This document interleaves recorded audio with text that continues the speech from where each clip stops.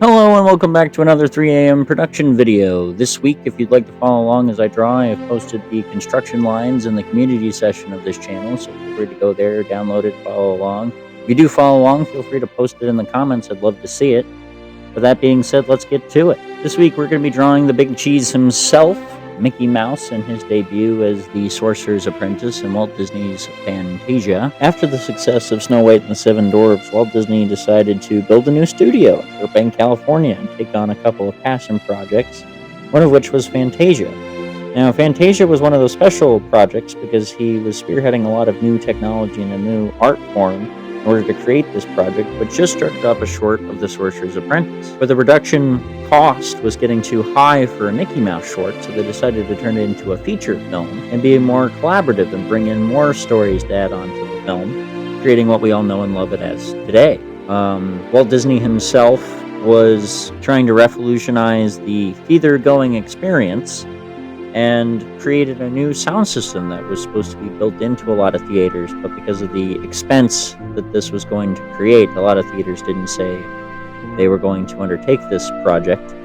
So the project only showcased in a number of theaters. It didn't do very well in box office its opening weekend, but it did have one of the longest running continuations in box office of its time. But the ideas and practices of what Walt wanted this project to be would eventually go into Walt Disney's filler magic attraction. But Fantasia really was the perfect blend of art and music, and finding ways to showcase imagery that could make music understood in a different way, and vice versa, of having the visuals of actually getting to see the sound on screen. Now, as the budget of this project grew and the expense was getting to be a lot, Walt was reaching out to a number of people, in which the conductor was so enamored by this project, he offered to do it pro bono.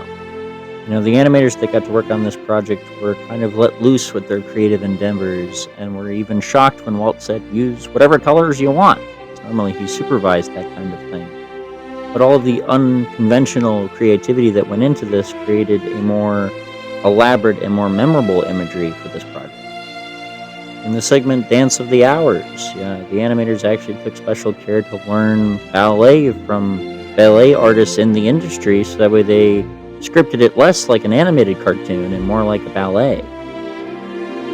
They used the original Dracula actor to pose inspiration for Chernabog, Disney's version of the devil, in Night on Bald Mountain. Salvador Dali even contributed some things to the original film that were later scrapped and put into Fantasia 2000 later in 1999.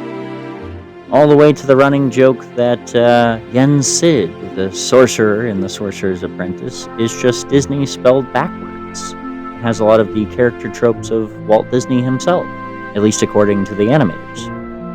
But for Walt, this was a big leap from his silly symphony days, and definitely an even bigger leap for Mickey Mouse from his original debut as Steamboat Willie.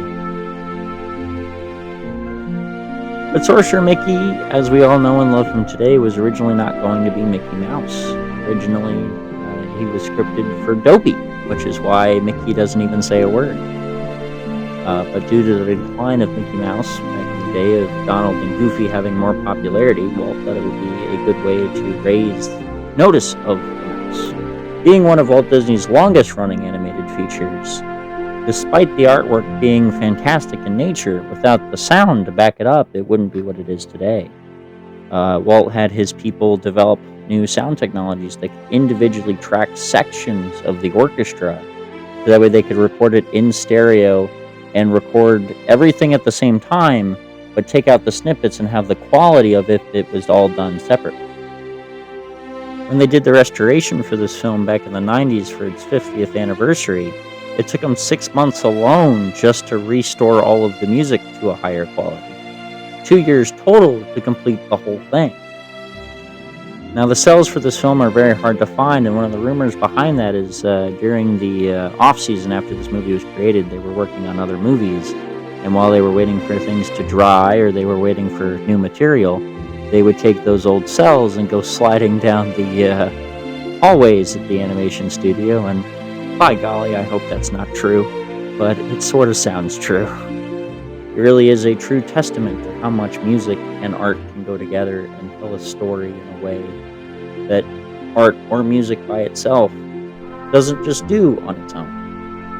And at the time, the audience might not have been ready for the 4D experience, but it is interesting and very cool to see how time has implemented that technology in the 4D experience in various theme parks. Well, I hope you've enjoyed my little Anthony talk time. If you did follow along with the video and drew it along with me, please post in the comments below. I'd still love to see it. I want to thank you guys for joining me. We'll see you next time.